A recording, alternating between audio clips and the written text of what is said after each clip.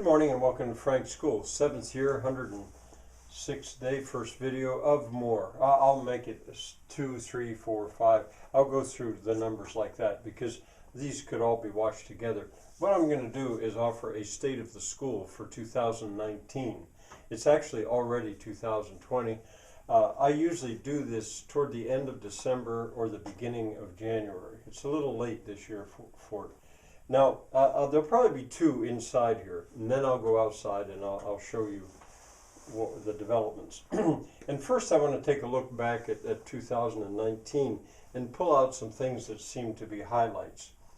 It's been almost a dizzying year in that there has been so much happen in a way so fast.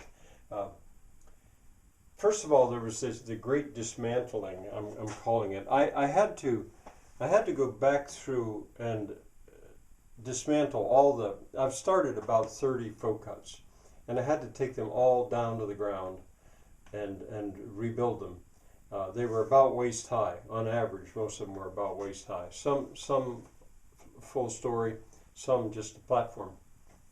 But I had to redo it because they were 5 inches short because of a necessity for framing, which I think I've described elsewhere. If you wonder, you could see about it in this book, our book online. If you look at that link, that shows how they're built. Anyway, that turned out to be a lot of work. Not the dismantling itself. Tearing stuff apart was quick. Pulling the nails was not too slow, or not too bad. And I could reuse all the wood. There was no waste at all. Every bit of it I could use, and I'm still reusing a little bit. But then I realigned some of them along with making them 5 inches longer, and I leveled them again a little better. So that took time, and I'm just about finished with that. That took a lot of the year actually, but I don't regret it because that framing that became possible makes the living roofs possible. Fencing. My son began to build fence, and I had been strict that I did not want poisoned wood on the farm. At least not that I would buy. By that, people euphemistically call it treated lumber. Wood in the ground is going to rot. I know that, and I came up with posts, but they weren't treated. And anyway, he's built fencing, and that changed a lot because it made the gates not necessary to get to the houses. Instead of us living in the middle of a pasture, the buildings or the houses are separate. Well, in any case, that was a very big deal. The Hong Kongers, there were 3 people from Hong Kong came, a man and King and his 2 sons, Thomas and David. One 10 years old, one 12 years old. They stayed for a month, basically the month of August. And that was amazing, really. It was extremely hard on them and on me, but we gained so much, I think, in so many ways. And I debriefed myself about that visit back in some videos in September. One of the things that it did that was see in the mornings we went back to academics. He came principally to be with me as an English teacher. And that had the effect of reminding me of of the way I actually taught in school using videos, VHS tape videos, and he found that they still work. That was a real revival. But that was just one thing. In the afternoon, he helped me, and I was struck by how much can be done if I'm not working by myself, if I'm actually working with others. That was an amazing experience. My health returned. About that same time, my health came back, and I've said it was like somebody had pins in a voodoo doll of me somewhere, and they pulled the pins out. I suddenly, universally, became feeling healthier, and I suspected, and then later the doctor confirmed that the heart flutter that I had corrected itself on its own, and what a difference that made. Well, during this year, Greta Thunberg, of course, was not here, but she appeared in the public eye. And that helped a lot for me to be able to relate to somebody else who shared my concerns. But I also began to go in once a week on Fridays for Future and protest by braiding for that cause. There was a dry spell. And well, for 2 years at least, there had been no dry spell. Water had run out of the mountain year-round, and which was not the normal. The normal was to have a very dry August, sometimes starting in July, sometimes in a drought year in June. A dry spell that would go clear to October. Well, that we had a dry spell. Not too bad, but we had a dry spell. A relief to many farmers, actually. But it reminded me that I do have to sometimes think about, well, where are my livestock going to get water? Our book, Matthew Zubek and our book is now online. I'll give a link at the end of this so you can click on it and you can be looking at the book. I recommend, if you look, that you not just look, but you read the preface to Lyrical Pallets. I highly recommend that.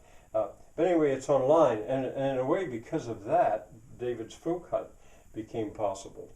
Because right there, you can click on it, and it shows exactly how you go about building a folk hut. It doesn't have the measured drawings yet.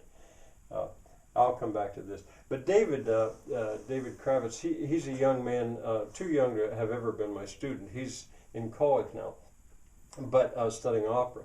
But he's a very fine, rough carpenter, craftsman in the making. He does very good work. And right in an upscale neighborhood of the town of Bedford, he's building a folk hut. Fortunately, he's doing very good work, and it looks very nice. His will probably be the first one that actually is complete with the living roof and all. And that took a little pressure off me in a way, because I didn't worry. A lot of times people would say, well, finish one so we can see what it looks like. But I've got like 30 that I'm doing, and the village itself is more important than one folk hut. So the book's online. Wind damage. In March or so, I must say March, the windy month, it did a lot of damage in the whole neighborhood, the wind. And it toppled part of my fencing, part of my corral. And I couldn't right away get back to putting it back up. And I'm in a way, I'm still working on that, on the wind damage that was done. But that was a hassle. I discovered a new material that I had available. It's called bunker cover. It's a 9mm plastic sheeting, white on one side and black on the other, and I can get as much. I can get it faster than I can use it for free from farmers. They use it to fill silos that lay on the ground. Well, that made a big difference because it solved the roof problem and other problems about my folk huts, the impermeable layer under the soil of the living roof. I finally have a full pallet furnace that is operable, not finished, but operable, a place where I can burn an entire pallet. I have so many pallets on the farm. You might say it's a problem, and I could probably light that and just keep it going for a month, pallet after pallet after pallet. But I'm not willing to do that. That would be too wasteful because it can heat. But anyway, I finally have that built, so I do have the option of just cleaning the farm of pallets, using them as firewood. The goats moved to the upper barn.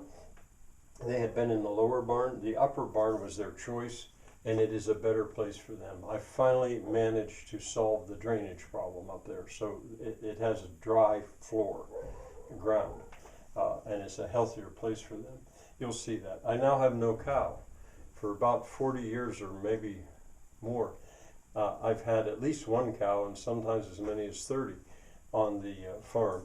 But gradually I moved away from that, and I had one very old cow. And eventually I'm going to get a couple of cows again. I want to have cows. Pigs, I in a sense rescued my neighbor's pigs from the conditions they were in because he wasn't ready, but he wanted to have pigs. And so I have 3 of his sows now. One of them is not a sow yet, technically, because she hasn't had her litter unless she had it last night. Boy, what a learning experience that is, pigs. I wasn't really ready either, but my grandfather had built the lower barn for pigs. But with the cement floor and various other things, it just did not work out for him. But I have pigs in there once again, and with them I think I can garden, which I'll have to explain more. I can build terraces on hillsides using the pig's tendency to root and then make wallows. And archaeology, they sort of are archaeologists in a way, because they root up stuff and they find foundations that mostly that I knew were there, but they expose them better. But they find other stuff as well. All right, now if you wanted to look at last year, that's the video of many that is the state of the school last year. These are some video playlists that I did this year. Lightning talks, 4 talks I made for the purpose of Degrowth USA in Chicago, a place where I finally didn't actually go, but I sent the lightning talks. Just Say No, Degrow. I did a playlist, and I could resume that, I suppose. And then a playlist, Wood, just celebrating wood itself. Well, I might have jumped clear back into 2018 with some of this, I don't know. But that's looking back. Bye for now.